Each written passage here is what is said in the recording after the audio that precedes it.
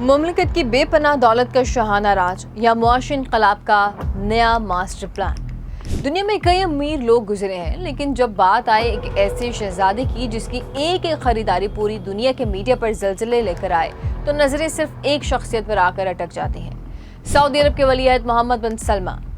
جب آپ آل سعود خاندان کی کل مالیت کا حساب لگاتے ہیں تو وہ رقم تقریباً 1.4 ٹریلین ڈالر بنتی ہے، یعنی اگر اسے پاکستانی روپوں میں دیکھا جائے تو یہ بنتی ہے تقریباً 390 کھرب سے زائد کی ایک ناقابل یقین رقم، یعنی دنیا کے سب سے امیر ترین خاندانوں میں سر فہرست۔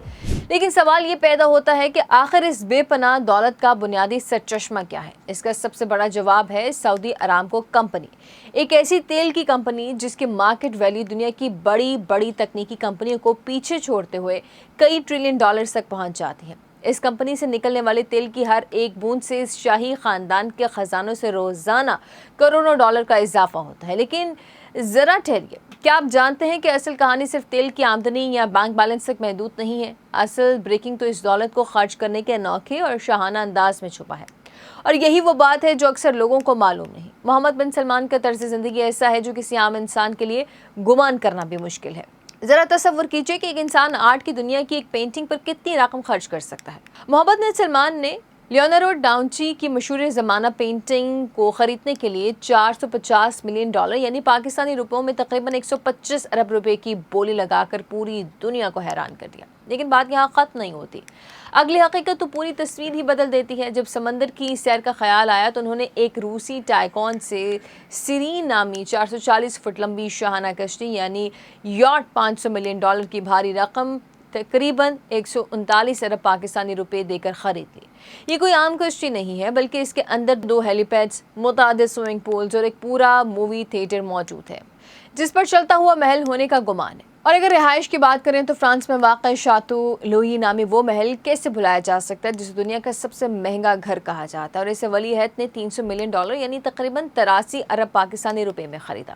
یہ محل بظاہر 17ویں صدی کے روایتی فرانسیسی طرز تعمیر کی عکاسی کرتا ہے، لیکن اس کے اندر کا ہر کونا جدید ترین روبوٹک اور ڈیجیٹل ٹیکنالوجی سے لیس ہے۔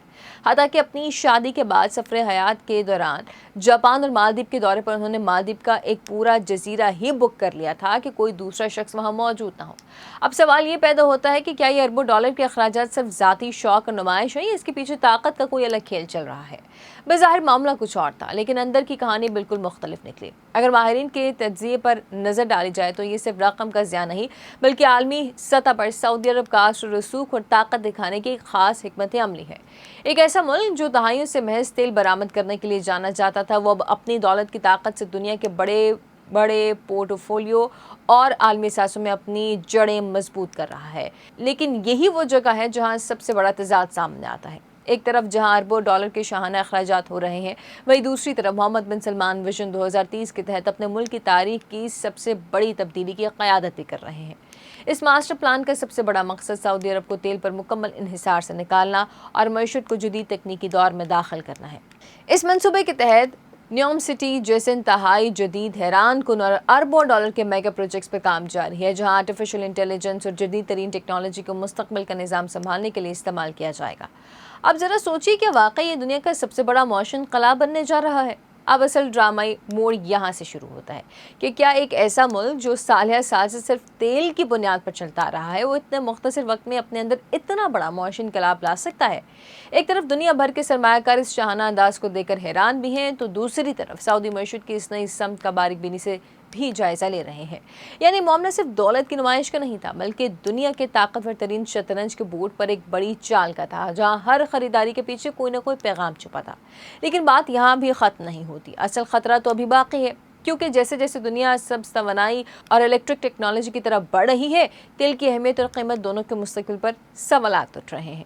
ایسی صورت میں اگر معیشت بر وقت نہ بدلی تو یہ بے پناہ خزانوں کی معاشی طاقت بھی خطرے میں پڑ سکتی ہے۔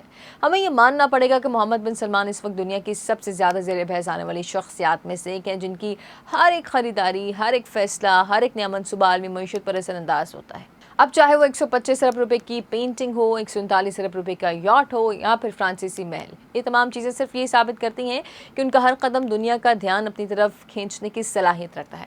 اب اگر آپ کے پاس اس انداز کی بے پناہ दौलत और ताकत हो तो क्या आप इसे रवायती और साबित शुदा मंसूबों में महफूज रखना पसंद करेंगे या फिर तमाम खतरात के बावजूद ऐसे जदीद और गैर यकीनी मेगा प्रोजेक्ट्स पर दाव लगाएंगे जो मुस्तकबिल की मईशत बदलने की सलाहियत रखते हों?